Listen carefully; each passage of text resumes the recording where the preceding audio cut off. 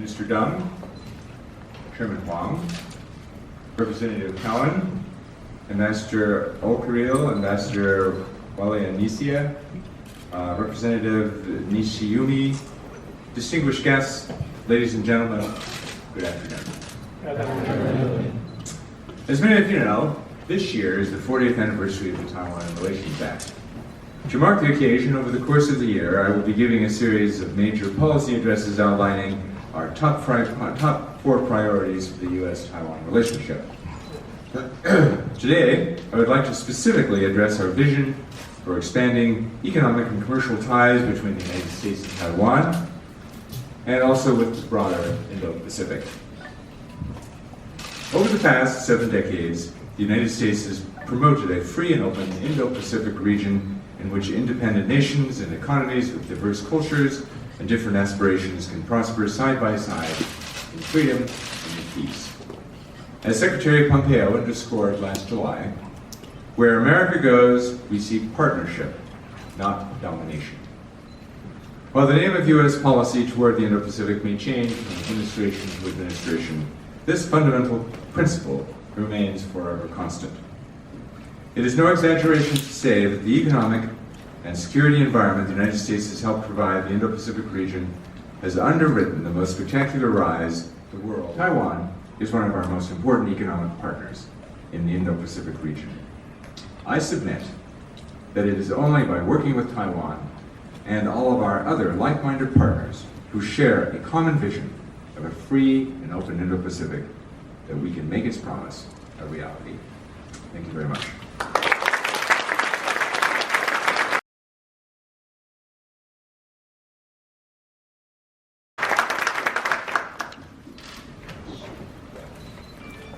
Director Christensen, Mr. Jonathan, Representative Cowan, Ambassador Okaril, Ambassador Waleanisia, Deputy Representative Nishiyumi, and distinguished guests, ladies and gentlemen, good afternoon. Taiwan Expo has become one of the flagship programs for furthering cooperation with our Indo-Pacific partners in the areas such as smart cities, Industry 4.0, green tech, advanced healthcare, e-commerce and startups, cultural tourism, and multinational communication solutions, as well as halal food.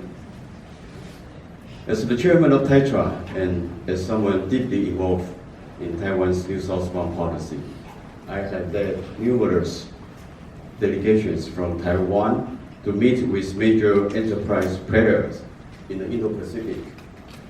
In looking for opportunities for cooperation, we have sat down with leaders at global summits such as Vibrant Gujarat in India, and various government agencies, industry associations, and private enterprises, as well as local communities in every remote areas in every country we visit. The results we achieve from these very direct in-person meetings and encounters have been very fruitful in getting new ideas and new business off the ground. Taiwan's New Southbound policy and the U.S. Indo-Pacific strategy are highly complementary. It is our mission to promote a partnership network based on our shared values of democracy, freedom, and openness, as well as deep people-to-people connections.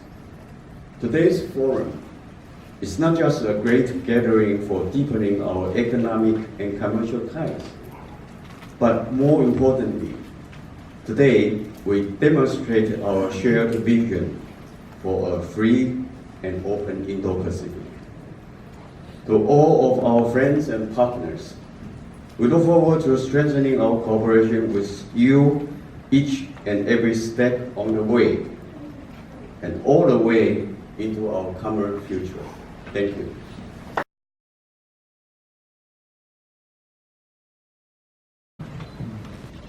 党委员、黄董事长、李处长、一些副代表、各位代表、大使、各位贵宾、女士们、先生们，下午好。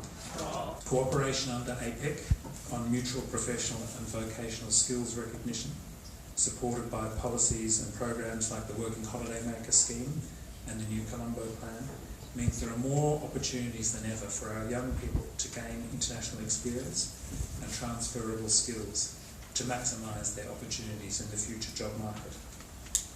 And Australia and Taiwan have been working closely together to build an APEC mutual recognition framework for skills in the hospitality industry. And we're also looking ahead to goals like mutual recognition of engineers. Over the last 15 years, some 200,000 young Taiwanese have visited and worked in Australia under our Working Holidaymaker arrangement. And from July this year, these arrangements will be extended so that working holidaymakers can spend up to 3 years in Australia. A growing number of students from Australia are coming to Taiwan under the New Colombo Plan. So, to sum up, these are just a few examples of the types of ways in which Australia is looking to deepen economic integration and build prosperity in the Indo-Pacific. I look forward to working with people in the room to advance these and other initiatives to strengthen our economic ties and support a peaceful and prosperous Indo-Pacific region. Thank you.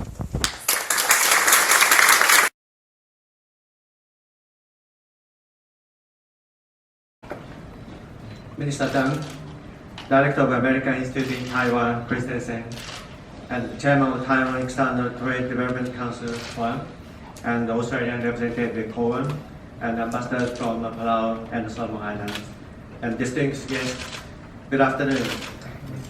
It is such an honor for me to be here with you, and I'm very delighted to see we are trying to deepen our discussion here in Taiwan, how we can strengthen the economic ties in Furthermore, the Japanese government has set the goal for maintaining and promoting a regional environment in the Pacific Island region that undergirds the realization of free and open Indo-Pacific. In particular, we reinforce resources toward the region and concentrate them to the priority areas such as maritime issues, connectivity, climate change, and disaster management. Not only the government, but also the private sector will make the best effort for the purpose, and we enhance cooperation and coordination with other parties. In these situations, our association is determined to further develop our practical cooperation with Taiwan. Finally, I thank AIT and Taitora once again for inviting us to the forum today and giving us an opportunity to talk about our efforts. Director Christensen, Chairman Huang, distinguished guests, ladies and gentlemen, Indonesia welcomes Taiwan's new southbound policy, and my office will provide all necessary facilitation together with Hydra to those who is interested to Indonesia. Thank you. Good afternoon.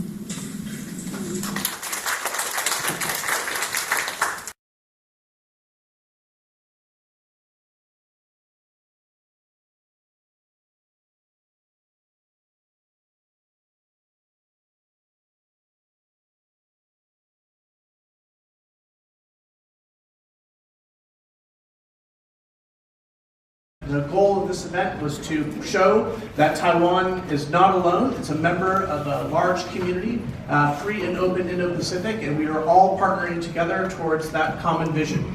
So with that, I thank you all once again for coming and look forward to seeing you at our future events. Thank you.